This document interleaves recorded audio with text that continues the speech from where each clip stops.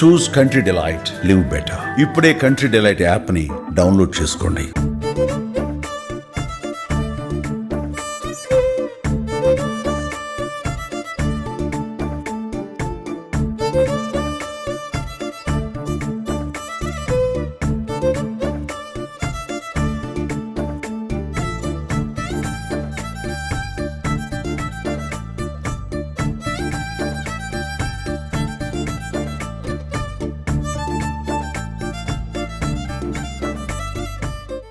Hi hello welcome to Suman TV. నేను మీ Roshan. So ఎన్నో home tours తర్వాత మళ్ళీ హోమ్ టూర్ స్టార్ట్ చేశాం. అట్ ది సేమ్ టైం ఈరోజు నేను చూపించేది హోమ్ టూర్ అని చెప్పనులే, కానీ ఎందుకంటే దాదాపు 500 పైగా సినిమాలు తీశారు. అండ్ సంసారం, కదలడు వదలడు అండ్ అలాంటి సినిమాల్లో కూడా ఎన్టీఆర్ గారితో కలిసి యాక్ట్ చేశారు. బట్ అలాంటి యాక్ట్రెస్ రీసెంట్ కాలంలో మనందరికీ కనిపించట్లేదు అనుకునేసరికి, ఒక్కసారిగా తెర మీద కనిపించేసరికి అందరి గుండెల్లో నుంచి బాధ అనేది చాలామంది బయటికి చెప్పారనమాట. అసలు ప్రజెంట్ ఏంటి, తను ఏం చేస్తున్నారు, ఎలా ఉన్నారు, అండ్ ఫైనాన్షియల్గా ఎలా ఉన్నారు, అండ్ ఫ్యామిలీ పొజిషన్ ఏంటి. ఎందుకంటే ఆమె గురించి చెప్పాలంటే దాదాపు 500 పైగా సినిమాలు తీసిన గొప్ప నటులు అని చెప్పుకోవచ్చు ఆమె.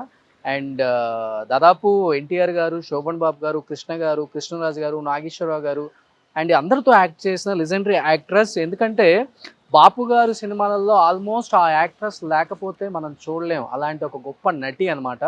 అండ్ అలాంటి సినిమాలు తీసిన ఆ నటి ఆ తర్వాత ప్రొడ్యూసర్గా మారారు. ప్రొడ్యూసర్గా మారిన తర్వాత ఎన్నో సక్సెస్ఫుల్ మూవీస్ చేశారు. అట్ ది సేమ్ టైం ఆ సక్సెస్లో కొంత ఫెయిల్యూర్ తీసుకోవాల్సి వచ్చింది. ఆ ఫెయిల్యూర్స్ వల్ల ఇండస్ట్రీలో ఎలా ఉంటుందంటే, ఒక్కసారిగా ఏదన్నా మిరాకిల్ జరిగితే ఎంతో ఎత్తుతారు. కానీ ఏదన్నా కొంచెం తేడా జరిగింది అంటే ఇల్లులతో పాటు మెడలో ఉన్న మంగళసూత్రాలు కూడా అమ్ముకునే స్థాయికి ఇండస్ట్రీలో ఎంతోమంది వచ్చారనమాట. బట్ ఫిలిం నగర్లో ఉన్న దాదాపు 5 ఇల్లులు అండ్ చెన్నైలో ఉన్న కొన్ని ఇల్లులు అమ్మేసుకోవాల్సి వచ్చింది కొన్ని సినిమాల వల్ల. అండ్ ప్రొడ్యూసర్గా చాలా నష్టపోయి అండ్ ప్రజెంట్ రివీల్ చేస్తున్నాను, ది లెజెండరీ యాక్ట్రెస్ ఝాన్సీ గారు అనమాట, సీనియర్ నటి ఇక్కడ ఉంటున్నారు.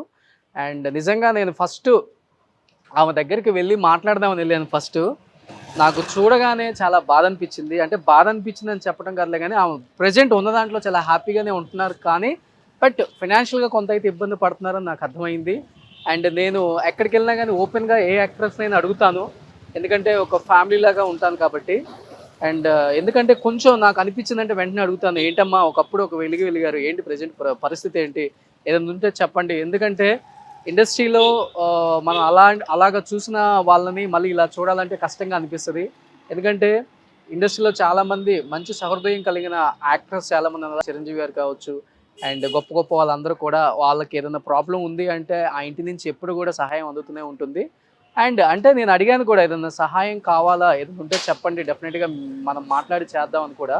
బట్ ఆమె ఒకే ఒక మాట అన్నారు. ఎందుకంటే ఒకప్పుడు ఒక ఫైనాన్షియర్గా, ఒక ప్రొడ్యూసర్గా, ఒక పెద్ద యాక్ట్రెస్గా నేను ఒక వెలిగాను. బట్ ఈరోజు సహాయం కోసం చేతులు చాపాలంటే నాకు చిన్నతనంగా ఉంది. బట్ ఉన్న దాంట్లో ఏదో బతుకుతున్నాను, హ్యాపీగానే ఉన్నాను అన్నారు. అసలు ప్రజెంట్ ఏం చేస్తున్నారు ఆమె ఇక్కడ హైదరాబాద్లో? ఎన్ని ఇయర్స్ అయింది ఆమె సెటిల్ అయిపోయి? ఇక్కడ ఏం చేస్తున్నారు? అండ్ ఆమెకి 2 పిల్లలను కూడా మనకు తెలిసింది.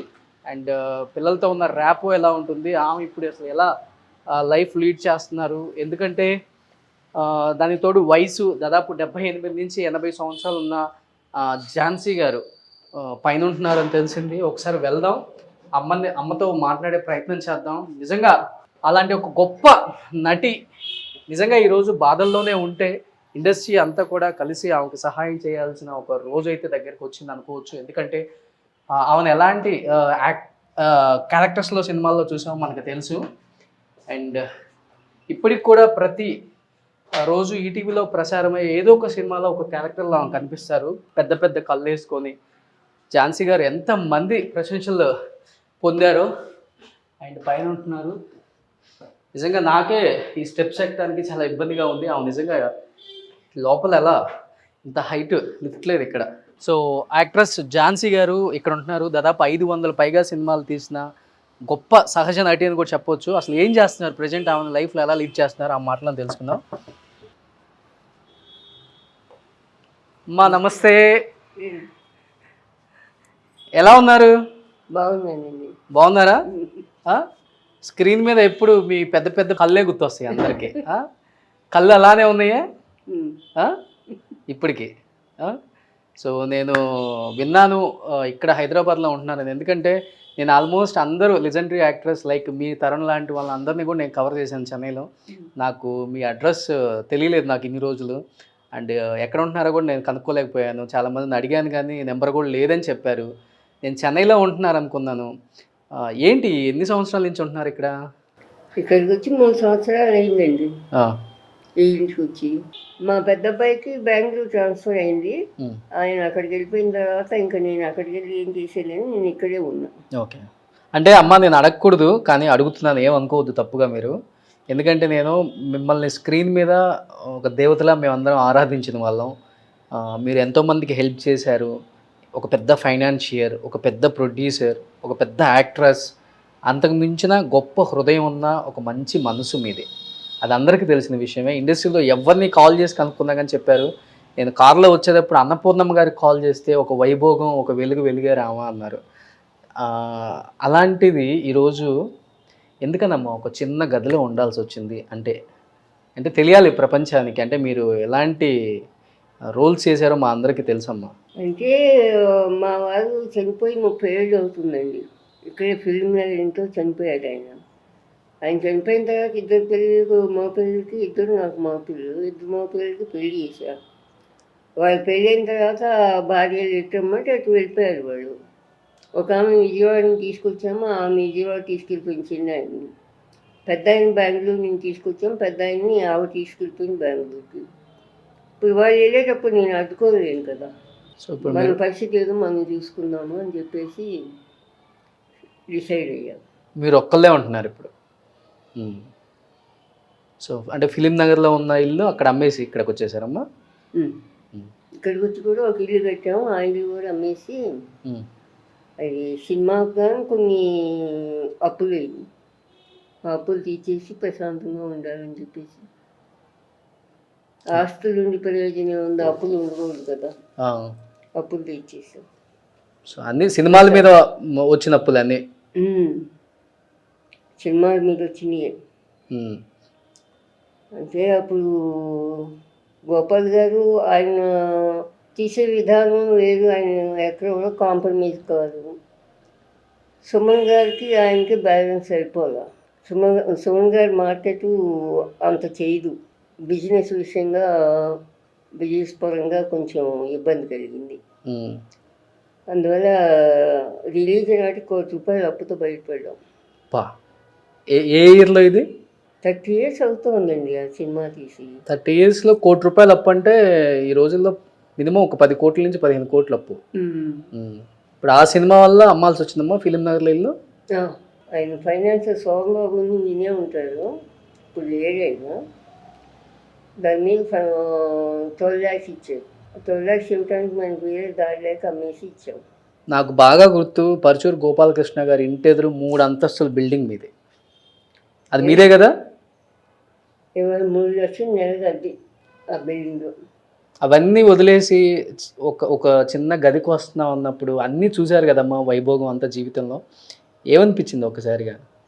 ఏమనిపించిందంటే మనం అలాగూ బతికాము, ఇలాగూ బతకాల్సి వస్తుంది. దీంతోనే రెడీ అవ్వాలి కదా. సో ప్రిపేర్ అయిపోయి ఉన్నారు. కానీ ఈ వయసులో ఆ ప్రిపేర్ అనేది కష్టం అనిపించలేదు ఎక్కడ కూడా మీకు? అనిపిస్తుంది కానీ తప్పదు. బట్ ఒక్కటి అడుగుతా చెప్పండి అమ్మా, కష్టం అనిపిస్తుంది అన్నారు కాబట్టి ఇప్పుడు ఈ వయసులో మీకు ఫినాన్షియల్గా మీరు వర్క్ చేయట్లేదు, చాలా ఇయర్స్ నుంచి యాక్టింగ్ కూడా ఆపేశారు. ఫినాన్షియల్గా ఉన్న ప్రాపర్టీస్ సినిమాల మీద వచ్చిన లాస్ వల్ల అమ్మాల్సి వచ్చి అప్పులు తీసేశారు. ఇప్పుడు మీకు నెలకి ఆదాయం వస్తేనే జరగాలి. ఇప్పుడు ఇది అద్దె లేకపోతే సొంతగమ్మా? అద్దె. అంటే ఎలా ఎలా జరుగుతుంది మరి మీకు? ఇంకా ఏదో కొద్దిగా రావాల్సిన డబ్బు వస్తుంది, దాంతో ఏదో అడ్జస్ట్మెంట్ కింద మీద పడి ఏదో జరుపుకొస్తున్నా. సరిపోతుంది. అది కష్టంగానే ఉంది కానీ తప్పదు కదండి. ఎంత అవుతుందమ్మా మీకు నెలకు వచ్చేసరికి? ఎంతో ఒక 15,000 సరిపోతుంది. ఇంటర్ది 7,000, నాకు ఒక 7,000 అంటే సరిపోతుంది. ఎంతవరకు వస్తుంది మీకు బయట మీకు రావాల్సింది? బయట 10,000 దాకా వస్తుంది. సరే, మీరు ఏమనుకోనంటే ఒక మాట చెప్పనా, మీకు మీరు బతికున్నంత కాలం మీకు పైన జరిగేది ఖర్చులకి ఎంత ఉందో నా సంపాదనలో నుంచి నేను తీసుకొచ్చి నేనైనా కానీ లేకపోతే ఎవరొకళ్ళు వచ్చి మీకు ఇస్తాను నెల నెల. ఓకేనా? ఎందుకు బాబు మీ కష్టం? కష్టమేం కాదు. వద్దండి, ఆ? నా కష్టం నేను పడతాను. కష్టం మీరు ఈ వయసులో కష్టపడకూడదు, హ్యాపీగా ఉండాలి. మీరు ఎందుకు అలా అనుకుంటారు? మనవడు వచ్చి సహాయం చేశాడు అనుకోవచ్చు కదా.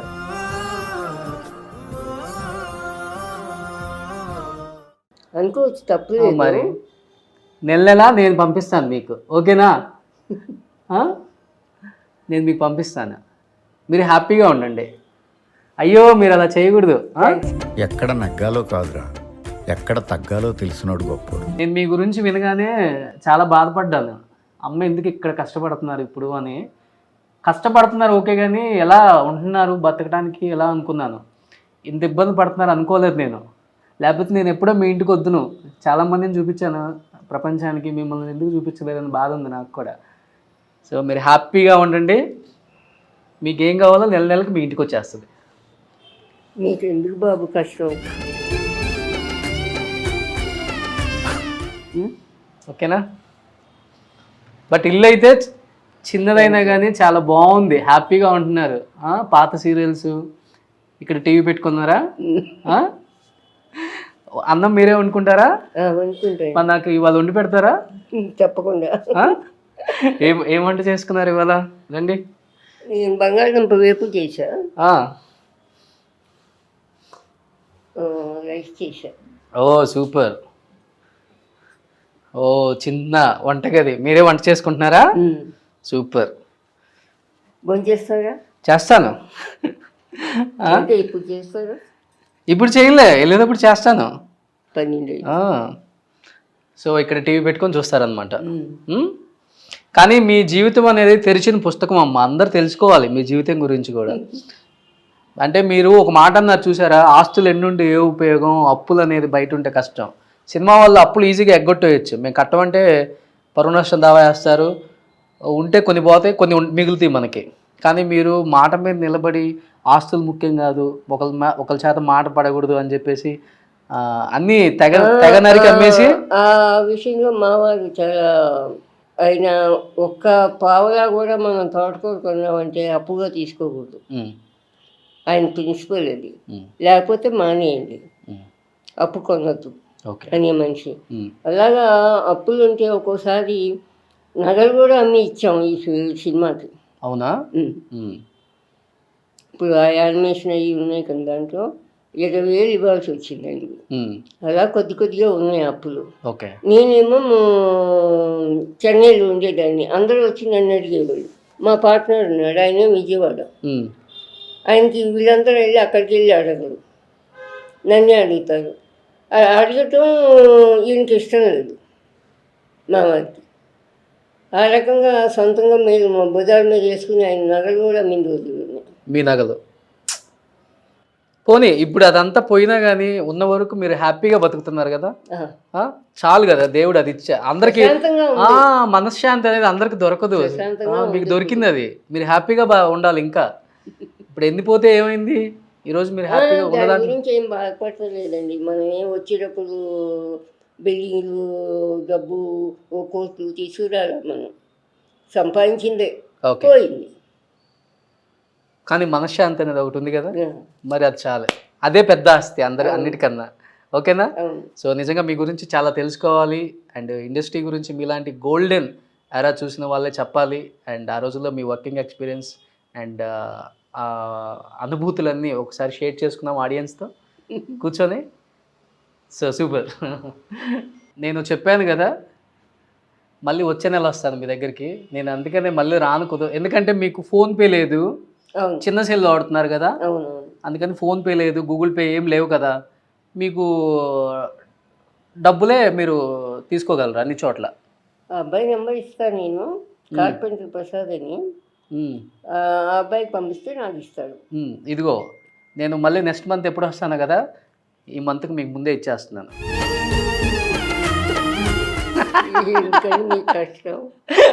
కష్టమేం లేదు, మీరు హ్యాపీగా మంచిగా మంచిగా పాలు తాగండి, మంచి అన్నం తినండి, మీకు ఏం కావాలో అన్నీ కొనుక్కోండి, మంచి చీరలు కొనుక్కోండి, హ్యాపీగా బతకాలి ఈ స్టేజ్లో మీరు.